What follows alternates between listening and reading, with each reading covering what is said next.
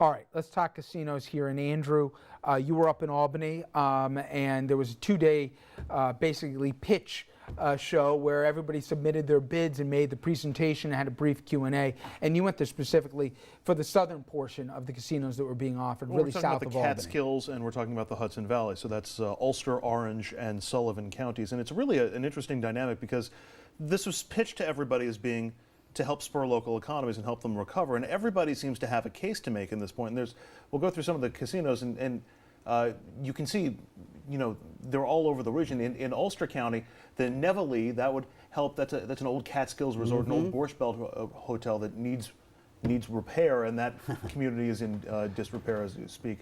Sullivan County, that's really the heart of the Catskills, and the Concord Hotel is another one of those that we used to hear about in the Borscht Belt days. And then you've got Orange County, especially the northern portion of Orange County, playing to towns like Newburgh, where they have crime and unemployment, and those would help benefit the ones in Newburgh. And then southern Orange County is where the money is coming from. That's the one where that would attract the most players from New York City and generate the most revenue.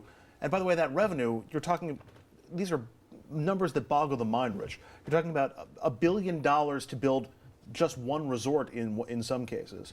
And then you're talking about hundreds of millions of dollars of revenue to the state. You're talking tens of millions of dollars of revenue to the county and the local government where the thing happens to be placed. Do you think it's going to come down more about geography or about money? The geography, it's not just independent of each other. There's a domino effect in play here, too, because if you put one in Woodbury, which is the southernmost casino, the people who are proposing casinos in Sullivan County say, you're going to take all of our players away. We're not going to make enough money for us to really justify opening up our casino.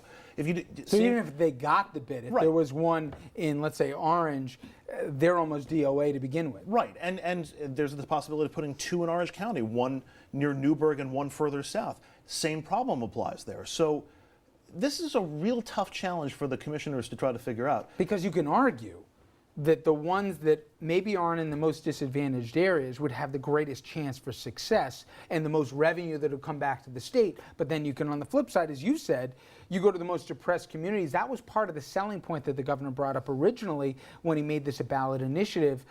It's interesting. What gives you the best chance to succeed, or where does the place need the most help? And how many crash and burns have there been, though? You just can't help but look at the track record of these things all around the country. Tunica, Mississippi was like, just in the whatever, it was a poor area. and I played there with Paul Anka, and once I left, it was right back where they started. But Tunica, Mississippi now has had, I think, all but one casino closed. You look at Atlantic City, they are about to be destitute all over again. You almost hate to think of them going and spending a couple of $1 billion on a whole lot of glitz, and then what happens 10 years down the road?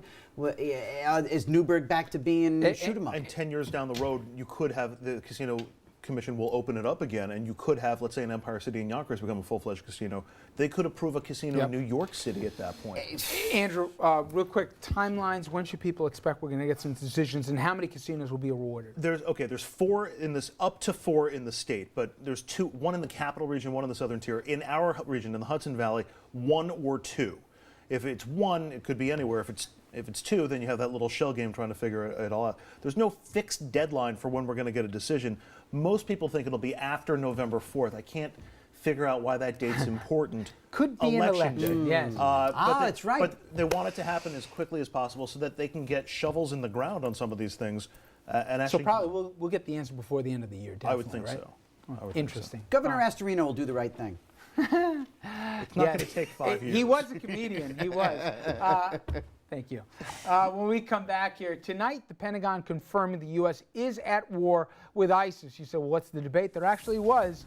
Secretary Kerry said one thing, and the president now saying something different. After the break, we'll be joined by Congressman Elliot Engel about the new U.S. military action against the terror network, what he has to say about both the president and whether Congress will go along.